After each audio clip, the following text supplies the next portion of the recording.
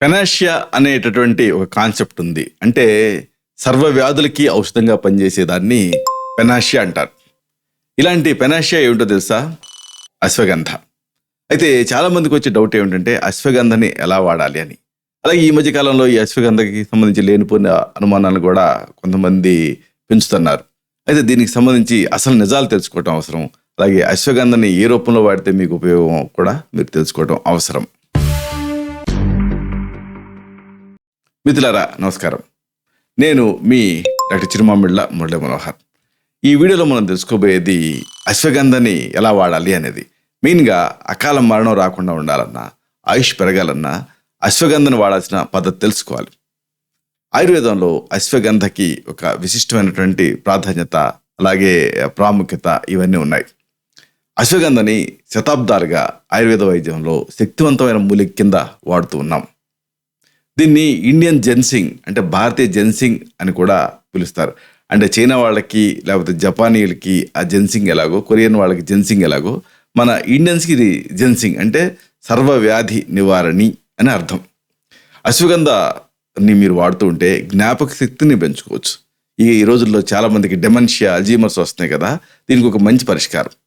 అలాగే మరెన్నో ప్రాణాంతక రోగాల బారిన పడకుండా కూడా ఈ అశ్వగంధ మనల్ని కాపాడుతుంది. ప్రతిరోజు ఈ అశ్వగంధని మీరు తీసుకుంటూ ఉంటే రెగ్యులర్ బేసిస్ మీద అనేక ప్రయోజనాలు. వీటిని తెలుసుకుంటే మీరు ఆశ్చర్యపోతారు. వీటిని మనం తెలుసుకుందాం.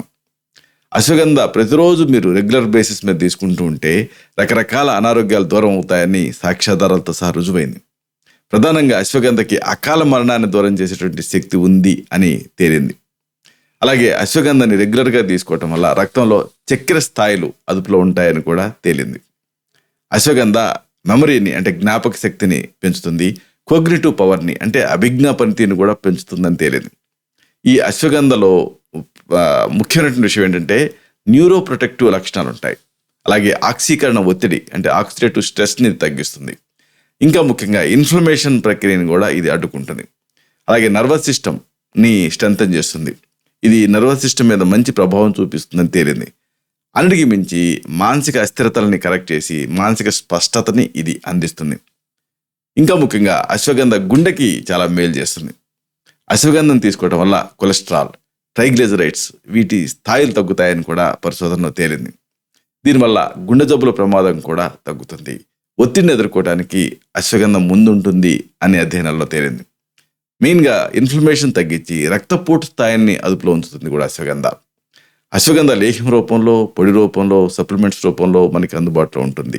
దీన్ని రోజుకి 2 సార్లు తీసుకుంటూ ఉంటే మంచిది.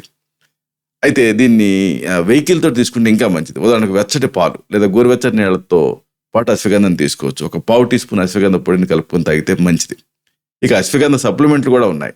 అయితే వీటిని మీ తత్వాన్ని బట్టి ప్రిస్క్రైబ్ చేయాల్సి ఉంటుంది కాబట్టి వైద్య సలహాతో వీటిని వాడుకోవచ్చు. ఇలాంటి మరిన్ని ఇన్ఫర్మేటివ్ వీడియోస్ కోసం ఈ ఛానల్ని సబ్స్క్రైబ్ చేసుకోండి. అలాగే ఈ వీడియోలు అప్లోడ్ అవడంతోనే ఆ విషయం మీకు తెలియడం కోసం బెల్ బటన్ క్లిక్ చేయండి. అన్నిటికంటే ముఖ్యంగా ఇలాంటి మంచి విషయాలు ఇతరులకు ఉపయోగపడటం కోసం ఈ వీడియో తలకి లింక్ని మీ సర్కిల్స్తో షేర్ చేసుకోండి. శతం జీవ శరదో వర్ధమానః, శతం హేమంతాన్ శతం వసంతాన్. 100 శరత్తులు, 100 హేమంతాలు, 100 వసంతాలు వర్ధిల్లుతూ జీవించండి.